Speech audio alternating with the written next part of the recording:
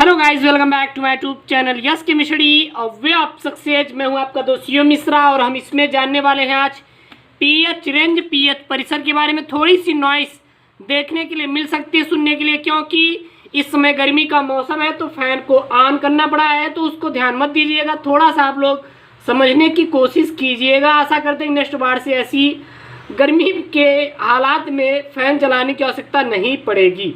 तो चलिए मेरे प्यारे बच्चों, इसमें हम लोग समझेंगे सबसे बेहद ही इम्पॉर्टेंट टॉपिक है पीएच परिसर। पीएच रेंज हमारा क्या होता है, तो ध्यान देना। पीएच रेंज क्या होता है? किसी अम्ल क्षारक सूचक के रंग में जो परिवर्तन किसी निश्चित पीएच का मान न होकर एक निश्चित सीमा में होता है, जिसे हम पीएच परिसर कहते हैं। तो आप लिख सकते हैं पीएच परिसर किसे कहते हैं। तो सीधा लिखना है अम्लीयता, अम्लीयता या क्षारीयता की माप दर्शाने को, किसको दर्शाने को पीएच परिसर कहते हैं। पीएच परिसर कहते हैं। तो पीएच परिसर मेरे प्यारे बच्चों क्या होता है? अम्लीयता या फिर क्षारीयता की माप जो दर्शाने के लिए हम लोग जो भी उपयोग करते हैं उसे हम क्या कहते हैं? पीएच परिसर कहा जाता है। तो पीएच परिसर किसे कहते हैं लिख लीजिएगा, या फिर दूसरी परिभाषा में लिख लीजिएगा। किसी अम्ल क्षारक सूचक, किसी अम्ल क्षारक सूचक के रंग में परिवर्तन किसी निश्चित पीएच पर न होकर एक निश्चित सीमा में होता है। किस में होता है? एक निश्चित सीमा में होता है, जिसे हम पीएच परिसर कहते हैं। तो पीएच परिसर क्या होता है? अम्लीयता या फिर क्षारीयता की जो माप दर्शाने को पीएच परिसर कहते हैं, अथवा में किसी अम्ल क्षार सूचक के रंग में परिवर्तन किसी निश्चित पीएच पर न होकर एक निश्चित सीमा में होता है, जिसे हम पीएच परिसर कहते हैं। तो पीएच परिसर देखा जाए तो जैसे कि अगर हम लोग देखें, जैसे कि मान लीजिए सूचक है। अब हम लोग एक थ्योरी समझाते हैं आप लोग को। एक सूचक इधर हो गया, सूचक इधर हो गया पीएच परास यानी पीएच रेंज कितना होगा? इधर हो गया रंग, और ये रंग दो होंगे, एक तो अम्ली और दूसरा क्षारी। चलिए देखते हैं, इसमें हम लोग कुछ समझ लेते हैं, क्योंकि आपकी इम्पॉर्टेंट है एग्ज़ाम की दृष्टि से, और ऐसे वहाँ पे आते भी हैं, ठीक है ना। देखिए अगर हम सूचक की बात करें, जैसे कि मेथिल ऑरेंज होता है। क्या होता है? मेथिल ऑरेंज आपको पता ही होगा क्या होता है। मेथिल ऑरेंज होता है पीएच परास की मान करें, इसका जो पीएच मान होता है 3.1 से 4.4 के बीच होता है। तो पीएच मान मेथिल ऑरेंज का कितना होता है? 3.1 से 4.4 तक। अम्लीय माध्यम में कैसा रंग होता है? लाल। और क्षारीय माध्यम में क्या होता है? पीला होता है।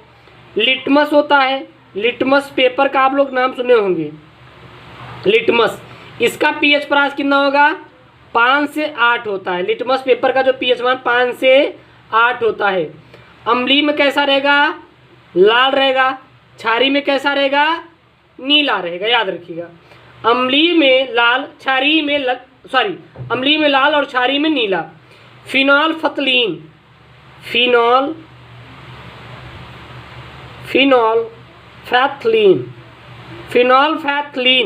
का पीएच परास कितना होता है? तो 8.3 से 10 के बीच होता है। अम्लीय माध्यम कैसा होगा? रंगहीन। अम्लीय माध्यम में रंगहीन और क्षारीय माध्यम में गुलाबी होता है। कैसा होता है हमारा? हमेशा और हमेशा गुलाबी होता है। दूसरा आता है फिनॉल रेड का जो पीएच मान होता है 6.8 से 8.4 होता है। इसका जो पीएच परास होता है 6.8 से 8.4 होता है। अम्लीय माध्यम में कैसा रहेगा? पीला रहेगा। और क्षारीय माध्यम में कैसा रहेगा? लाल रहेगा। अम्लीय माध्यम में पीला और क्षारीय माध्यम में लाल। फिर आता है methyl red. Methyl red, methyl red कितना रहेगा पीएच मान, तो इसका पीएच मान रहेगा 4.2 से 6.3। अम्लीय माध्यम कितना रहेगा, लाल रहेगा अम्लीय माध्यम में, और क्षारीय माध्यम कैसा रहेगा, पीला रहेगा। तो ये कुछ पीएच मान होते हैं, इसको याद कर सकते हैं क्योंकि आपके एग्जाम में आता है कि सूचक क्या है, पीएच परास क्या है और रंग कैसे रहेंगे।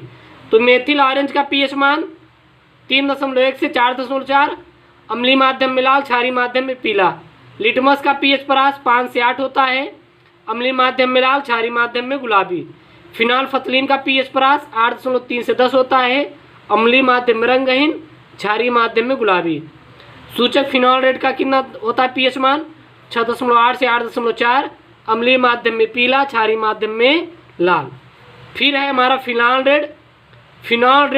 Methyl red. मेथिल रेड का जो पीएच परास कितना होता है, 4.2 से 6.3, अम्लीय माध्यम में लाल, क्षारीय माध्यम में पीला होता है, याद रखिएगा। ठीक है, इतना कुछ हम लोग इम्पॉर्टेंट पॉइंट है, इसको नोट कर सकते हैं आपके विथ एग्जाम के दृष्टि से। अब आता है हमारा, अगर बात करें तो पीएच वैल्यू, पीएच मान क्या होता है। तो पीएच मान आप हेडिंग डाल सकते हैं कि पीएच मान हमारा क्या होता है, तो लिख सकते हैं पीएच मान। अब जानेंगे हम लोग पीएच वैल्यू हमारी क्या होती है, पीएच मान क्या होता है, इसके बारे में हम लोग डिस्कशन करेंगे। तो पीएच जो मान होता है मेरे प्यारे बच्चों, जो एक सोरेनसन वैज्ञानिक थे, उन्होंने यह बताया था कि विलयन में उपस्थित हाइड्रोजन आयन सांद्रता, विलयन में उपस्थित हाइड्रोजन आयन सांद्रता के ऋणात्मक लघुगणक जो होता है उस विलयन का पीएच मान कहलाता है। यानी कि पीएच बराबर आप लिख सकते हैं -log of H plus base 10, यानी कि log of base 10 1/H plus, यही हमारा होता है, ये पीएच मान का फार्मूला होता है। तो इसको याद कर लीजिएगा, पीएच बराबर क्या होता है, -log of H plus base 10, log of 1/H plus base 10। तो ये होता है। अगर देखें तो पीएच मान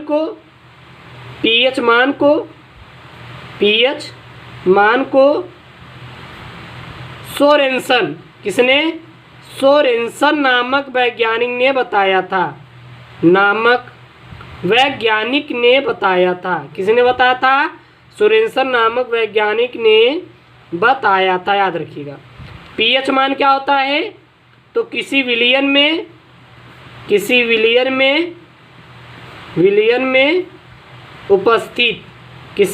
में उपस्थित हाइड्रोजन आयन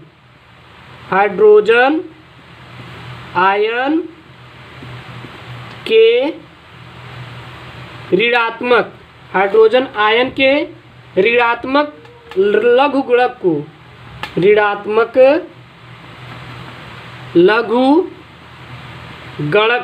ऋणात्मक लघुगणक को उस विलयन का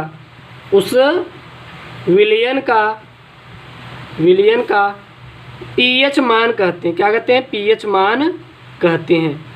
तो पीएच मान क्या होता है मेरे प्यारे बच्चों, किसी विलयन में उपस्थित हाइड्रोजन आयन के ऋणात्मक लघुगणक को उस विलयन का पीएच मान कहा जाता है। या फिर आप लिख सकते हैं पीएच मान, किसी विलयन का पीएच मान उपस्थित हाइड्रोजन आयन सांद्रता, जो हाइड्रोजन आयनों के ग्राम आयन प्रति लीटर सांद्रण के ऋणात्मक लघुगणक के बराबर होता है। अन्य शब्दों में पीएच मान हाइड्रोजन आयन सांद्रण के व्युत्क्रम का लघुगणक होता है, याद कर लीजिएगा।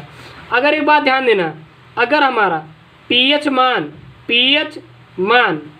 7 से कम रहे, क्या रहे, 7 से कम रहे, अगर पीएच मान हमारा 7 से कम रहेगा तो हमेशा वो अम्ल रहेगा। क्या रहेगा, वो अम्ल रहेगा। यदि पीएच मान मेरे प्यारे बच्चों, यदि पीएच मान मेरे जो पीएच मान 7 से अधिक रहे, किससे रहे, 7 से अधिक रहे, तो हमेशा क्या रहेगा, वो क्षारीय ही रहेगा। तो पीएच मान 7 से कम हमारा अम्लीय, पीएच मान 7 से अधिक क्या हो जाएगा, क्षारीय। इतना आप लोग याद रखिएगा, ये आपके लिए एग्जाम के लिए बहुत ही इम्पॉर्टेंट है। अगर कुछ हम लोग देखें तो पीएच मान, तो एक तरफ हम लोग लिखते हैं विलयन और एक तरफ लिखते हैं पीएच मान। तो पीएच मान और विलयन में हम लोग देखते हैं क्या क्या होते हैं। जैसे कि अगर बात करें नींबू के रस का, किसकी बात करें, नींबू का रस, नींबू के रस का जो पीएच मान होता है वो होता है 2.5 होता है। पेयजल का कितना होता है, पेयजल का कितना होता है, तो होता है 6 होता है। कितना होता है, 6 होता है। शुद्ध जल का कितना होता है, शुद्ध जल का होता है, इसको मृदु जल भी बोला जाता है, इसको पेयजल को, तो ये होता है 7 होता है, याद कर लीजिएगा। जो टूथपेस्ट आप लोग यूज करते हैं, टूथपेस्ट ब्रश में जो मंजन करते हैं, तो उसका होता है 8 होता है। वॉशिंग सोडा का, वॉशिंग सोडा विलयन, वॉशिंग सोडा विलयन का पीएच मान कितना होता है, 9 होता है। तनु NaOH कितना होता है, तनु NaOH 13 होता है, अम्लीय है। सिरका का कितना होता है, सिरका का होता है आपका, वो होता है 4 होता है। सिरका कितना होता है मेरे प्यारे बच्चों, 4 होता है, याद रखिएगा। दूध का कितना होता है, दूध का आपका होता है 6.5, दूध का कितना होगा 6.5। रक्त का, ब्लड का कितना होता है, तो जो रक्त का होता है 7.4 हमारा होता है। और NaOH का कितना होता है, NaOH सांद्र, तो ये होता है 14। तो ये आपके कुछ है। अगर आ जाएगा मान लो, अब अगर हम लोग अगली हेडिंग देखें, नेक्स्ट हेडिंग, तो नेक्स्ट हेडिंग में कभी कभी पूछ लेता है कि आप लोग पीएच तथा पीओएच में संबंध बताइए। क्या बताना है, पीएच तथा पीओएच में संबंध। तो हेडिंग डाल लीजिए पीएच एवं पीओएच में संबंध, क्या क्या रिलेशन है, इसको हम लोग देखते हैं। तो देखो, जिस प्रकार पीएच हाइड्रोजन आयन सांद्रण को प्रकट करती है, उसी प्रकार पीओएच हाइड्रोजन आयन सांद्रण को, हाइड्रॉक्सिल आयन सांद्रण को प्रकट करता है। पीएच हमारा क्या है, पीएच हमारा है हाइड्रोजन आयन सांद्रण, क्या है, सांद्रण, जिसको बोलते हैं H+। और पीओएच क्या है, ये हमारा हाइड्रॉक्सिल आयन और सांद्रण, ये हाइड्रॉक्सिल आयन सांद्रण। अगर इसको बात करें तो OH आयन ये होता है, ठीक है ना। संबंध की बात करें मेरे प्यारे बच्चों, तो संबंध इसको हम लोग कैसे शो करेंगे, तो ध्यान दीजिएगा, POH बराबर minus log of OH ion base 10, ये हमारा होता है। या फिर आप ऐसे भी लिख सकते हैं H+ और OH आयन बराबर KW, यानी कि बराबर हो जाएगा 1 × 10⁻⁻14 होता है, याद रखिएगा। इतना हमारा मान होता है ये, ठीक है ना, इतना आप लोग याद रखिएगा, 10⁻⁻14 होता है। तो इसमें हम लोग इम्पॉर्टेंट पढ़ लिए हैं। और ऐसी आपको पाने के लिए वीडियोस की नोटिफिकेशन, चैनल को सब्सक्राइब करें, सभी वीडियो आप प्लेलिस्ट में जाके वॉच कीजिए। ओके दोस्तों, थैंक यू, जय हिंद। ये कक्षा 10वीं का साइंस का भाग नंबर हमारा 4था था।